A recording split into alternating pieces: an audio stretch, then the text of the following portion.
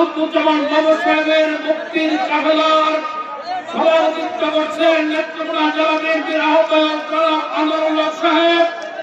আজকের এই বিক্ষোভ সমাবেশে উপস্থিত আছেন নেত্রকোনা জেলা বিএনপির সদস্য সচিব জনাব ডক্টর রফিকুল ইসলাম আলী সাহেব, মঞ্চ উপস্থিত সাবেক সভাপতি জনাব আশরাফুদ্দিন খান সহ নেত্রকোনা জেলার সিনিয়র নেতৃবৃন্দ, আমার সামনে উপস্থিত নেত্রকোনা জেলার বিভিন্ন ইউনিট থেকে আগত নেতৃবৃন্দ, আপনারা গ্রহণ করুন সংগ্রামী সালাম। আসসালামু আলাইকুম।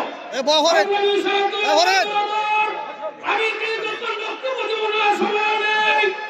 আজকে আমাদের এই পার্টি বাংলার জনপ্রিয় নেতা লুৎফুজ্জামান বাবর সাহেবের মুক্তির কামনায় বলতে চাই, এই স্বৈরাচারী হাসিনা সরকার, এই ফ্যাসিস্ট হাসিনা সরকার লুৎফুজ্জামানের জনপ্রিয়তাকে কেন্দ্র করে উনি অনেক জনপ্রিয় নির্বাচন বলে বিভিন্নভাবে মিথ্যা ষড়যন্ত্র মামলা দিয়ে ওনাকে আটকে রেখেছেন।